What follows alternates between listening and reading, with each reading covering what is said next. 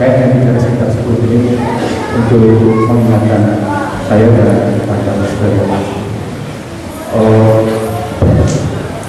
Serangan LGBT, serangan mafia, serangan Syiah, serangan Nabi Baru, serangan Jafar akan selalu berkembang secara terbukti bahwa pemecah belah umat terus berjalan. Bapak saya bahkan dalam LGBT didanai oleh lembaga internasional. Ahmadiyah bahkan dihukum sebagai tulis. Bahkan kita terus diadu dengan Syiah sebagai macam. Artinya sesungguhnya secara perlahan pasti dari cerita zaman perjalanan hingga saat ini kita terus dipecah belah. Dalam bahasa yang lain, fakta sebelum jahat dan dunia oleh Allah terus ditegakkan saja. Hal itu sedang terjadi, maka pertanyaan saja bagaimana konstruksinya dari menghadapi pemilihan gubernur DKI yang sekarang muncul dengan suara macam-macam, bahkan dengan media macam-macam. Sebenarnya yang kita saksikan adalah pembebasan prostitusi, pembangunan kebebasan kontrol dan macam-macam juga adalah di bawah kita diserang besar-besar. Saya kira ini ada problem besar kalau kita terjadi ini. Lalu saya mencoba mencari jawab apa sesungguhnya yang kita selesaikan. Saya ingin menekankan pertama dari ayat dari Al-Quran 102. Al-Quran 102 juga tidak bahas kemudian belajar apa. Tapi Al-Quran 102 sebenarnya dimulai dengan panggilan dia dari nama tanpa apa-apa. Orang kamu juga tak fungsi. Jadi panggilannya adalah panggilan orang beriman. Kalau panggilan orang beriman dan tujuannya adalah bertakwa, maka kita tidak bisa main-main dengan sebutan jangan pernah memilih sosok kafir untuk menjadi aulia.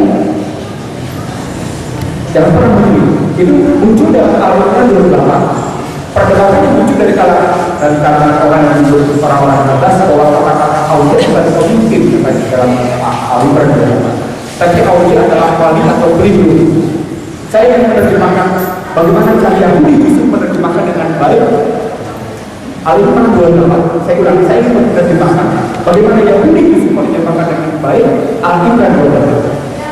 15 Juni tahun 74, Yahudi bertanya kepada seluruh dunia dan termasuk masyarakat Amerika yang cerdas, siapa sesungguhnya pemimpin besar paling berpengaruh di dunia? Kata Yahudi. Pertanyaan itu dimunculkan lewat adalah anak. Semua orang cerdas Yahudi, baik dari pemikir, akademisi, pengusaha, politisi, pemerintahan politisi, menjawab nama. Hanya satu Yahudi menjawab kriteria. Yahudi adalah jurus masa depan, lulusan psikoanalisis dari tingkat universitas.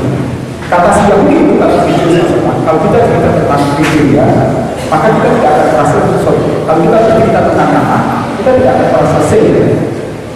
Kita harus menyebut kriteria. Maka kriteria tiga. Kriteria pertama adalah melindungi, kriteria kedua adalah mencerdaskan, menyejahterakan. Kriteria ketiga adalah sesat. Membangun dia dengan perjalanan ke depan dalam benar. Tetapi ketika balik dari terjemahan aulia adalah pelindung atau wali, maka kita Yahudi sendiri mengakui bahwa ini adalah pelindung. Jadi ketika kita masuk dalam perdebatan di kalangan orang-orang cerdas yang menggunakan bahasa aulia adalah bukan pemimpin, salah. Yahudi sendiri mengakui bahwa aulia adalah pemimpin, salah satu sikap pemimpin. Buku yang kemudian terbit dari pertanyaan Yahudi tadi adalah buku Mental Health, 100 tokoh pertama dunia. Dan tokoh pertama siapa? Muhammad Rasulullah. 30 tahun kemudian, bukunya terbit dalam waktu 2. 30 tahun kemudian Yahudi bermaksud mengubah teruan mereka. Kalau tokoh besar dunia, pemimpin besar dan tokoh dunia adalah Muhammad Rasulullah Sallallahu Alaihi Wasallam. Termasuk mengubah.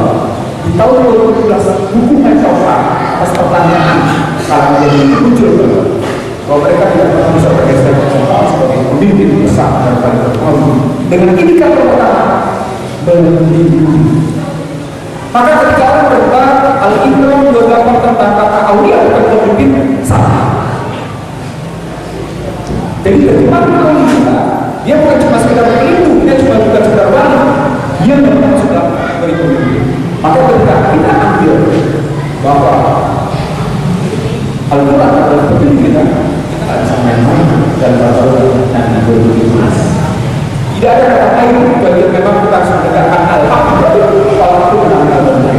Dan kita tidak punya pilihan untuk masuk bermain-main. Kalau di satu sisi kalau pakai kata wakas yang akan belajar yang kalau pakai terjemahan Kementerian Agama berbeda dalam perintah dan bersama-sama dalam belajar dan belajar.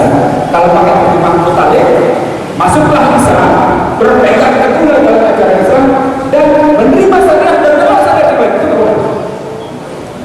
Kita pengen yang sederhana bahwa kita memang mesin nikah. Kalau tadi saya sebut sebagai bintang-bintang dalam Islam, maka kita adalah mesin nikah masuk dalam kota. Maka penerjemahan ratus jiwa penerjemahan beberapa kali menawarkan pada itu masalah berpegang pada ajaran Allah tanpa adil.